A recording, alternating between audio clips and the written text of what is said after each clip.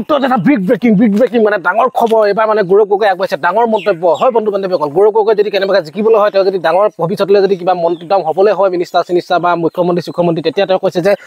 মই ডাঙৰ ফ্লেট কিনিম মোৰ মানুহজনীৰ নামত সম্পত্তি হ'ব গুৱাহাটীত ফ্লেট হ'ব ডিব্ৰুগড় দিল্লীত ফ্লেট হ'ব বাহিৰত ফ্লেট হ'ব এনেকুৱা ধৰণৰ মন্তব্য আগবাঢ়িছে গৌৰৱ গগৈ গতিকে ভিডিঅ'টো আপোনালোকে চাওক আৰু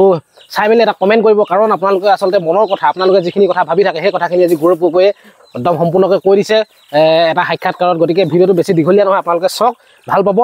কিন্তু আকৌ আপোনালোকে মোক গালি নিদিব আকৌ দেই ভিডিঅ'টো চাইহে আপোনালোকে কমেণ্টত কমেণ্ট কৰি জনাব আচলতে কিহৰ ওপৰত ভিডিঅ'টো দেই আপোনালোকে চাওক কাৰণ আমি ভাবি থকা কথাখিনিকে আচলতে গৌৰৱ গগৈয়ে কৈছে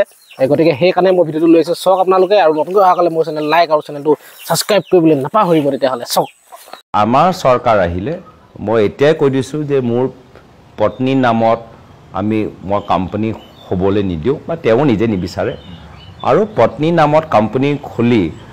ৰাজ্য চৰকাৰ বা কেন্দ্ৰ চৰকাৰৰ বিভিন্ন সুবিধা ল'বলৈ মই নিদিওঁ অসমীয়া মানুহে নিবিচাৰে যে কোনো ৰাজনৈতিক ব্যক্তি যদি সফলতা লাভ কৰে সেই ৰাজনৈতিক ব্যক্তিজনে ৰাইজৰ সেৱা কৰিবলৈ ৰাজনীতি কৰক নিজৰ পৰিয়ালৰ সুবিধা নিজৰ ভায়েকৰ নামত ঠিকা নিজৰ হাজাৰ বিঘাৰ মাটি কৰিবলৈ এইটো অসমৰ মানুহ বা অসমীয়া আমাৰ সংস্কৃতিৰ লগত মিল নাখায়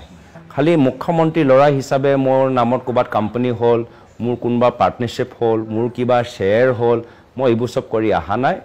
যে মই কৃতজ্ঞ মই এটা ৰাজনৈতিক পৰিয়ালৰ এজন মহান ব্যক্তিৰ ঘৰত মই জন্ম লৈছোঁ কিন্তু লগে লগে মই নিজৰ চিনাকি বনোৱাটো মোৰ ইচ্ছা আছে আৰু মই পিতৃৰ পৰিচয় আপুনি ডাঙৰ হ'ব বিচৰা নাই আপোনাৰ নিজৰ এটা আইডেন্টিটি হয় পিতৃৰ ভাল গুণবোৰ মই শিকিবলৈ বিচাৰোঁ আৰু নিজৰ অভিজ্ঞতা মই সৃষ্টি কৰিবলৈ বিচাৰোঁ আৰু সেই সুবিধাটো গোটেই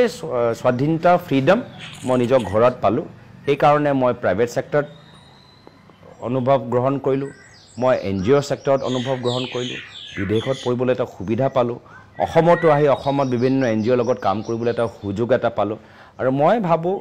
যে সেইটোৱে মোক আজি যথেষ্ট ৰাজনীতিত মোক সহায় কৰিছে যে মই খালি মুখ্যমন্ত্ৰী ল'ৰা হিচাপে মোৰ নামত ক'ৰবাত কোম্পানী হ'ল মোৰ কোনোবা পাৰ্টনাৰশ্বিপ হ'ল মোৰ কিবা শ্বেয়াৰ হ'ল মই এইবোৰ চব কৰি অহা নাই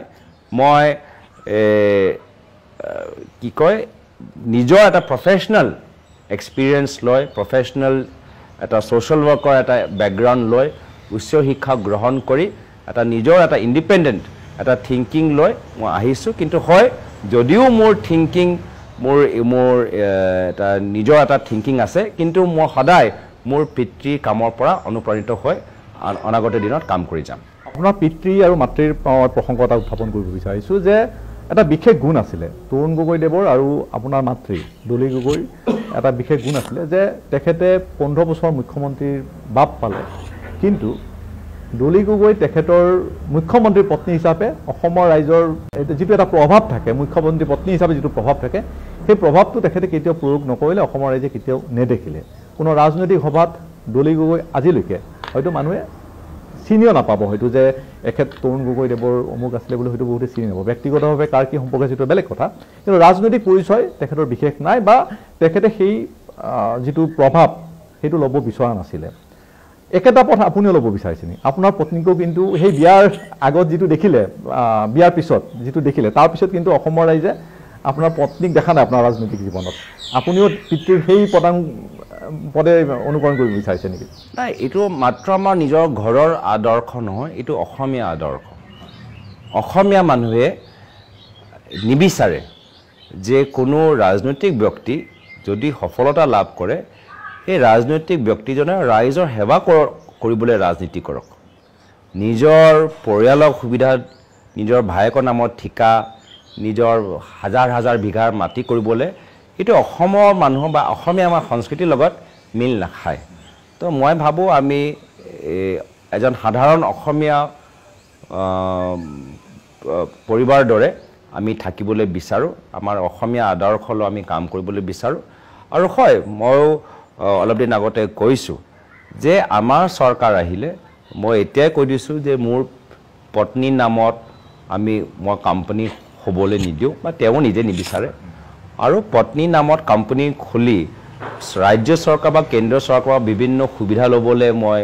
নিদিওঁ তেওঁ নিজেই নিবিচাৰে বা কোনোবা আমাক প্ৰস্তাৱ দিলেও আমি নাকচ কৰিম আৰু প্ৰত্যেকৰ নামতো কথাই নাই তো আমাৰ এইটোৱে আমাৰ এইটো মই আপুনি যদিও আমাৰ ঘৰৰ আদৰ্শ উল্লেখ কৰিছে এইটো নহয় এইটো অসমীয়া জাতি আমাৰ এইটোৱে আমাৰ স্বভাৱ আমি সহজ সৰল আৰু আমি সহজ সৰল হিচাপে আমি থাকিবলৈ বিচাৰোঁ এটা ব্যক্তিগত কথা মই আপোনাক সুধিব বিচাৰিছোঁ যে তৰুণ গগৈ ডাঙৰীয়াই মুকলিভাৱে কিছু কথা কৈছিলে যে তেখেতে কৈছিলে যে মই সভা সমিতি যি ভাষণ দিওঁ বা যি কথাবোৰ কওঁ কেতিয়াবা নক'ব লগা কথা কৈ দিওঁ আৰু সেই কথাটোত কিন্তু মোৰ পত্নী ডলি গগৈ কিন্তু মোক আঙুলিয়াই দিয়ে যে এইটো কিয় ক'লে এইটো কথা নোকোৱা ভাল আছিলে বা এই ধৰণৰ আপুনি কৰিব নালাগে এই ধৰণে খং কৰিব নালাগে গতিকে আলেঙে আলেঙে তেখেতে আপোনাৰ মাতৃয়ে আপোনাৰ পিতৃৰ কামবোৰ কিন্তু তেখেতে চাইছিলে বা দিহা পৰামৰ্শ দিছিলে একেটা কাম আপোনাৰ পত্নীয়ে কৰেনে চাওক এতিয়া মই ঘৰুৱা কথা মই সেইকাৰণে কৈছোঁ একান্ত ব্যক্তিগত কথা মানে হোম মিনিষ্টাৰৰ পৰা অনুমতি নলোৱাকৈ মই বস্তু কথা মুকলি কৰিব নোৱাৰোঁ কিন্তু এটাই কথা ক'বলৈ বিচাৰোঁ কি মোৰ মাতৃ আৰু পিতৃ যেতিয়া মোৰ ঘনীয়েকজনক আশীৰ্বাদ দিলে নিশ্চয় কিছুমান গুণ দেখা পালে যে তেওঁ মানে দেখিছে যে আমাৰ ঘৰৰ লগত এই গুণ আমাৰ ঘৰৰ আমাৰ আদৰ্শৰ লগত মিল আছে সেইকাৰণে বোৱাৰী হিচাপে স্বীকাৰ কৰিছে তো ইমানলৈকে মই কথাবোৰ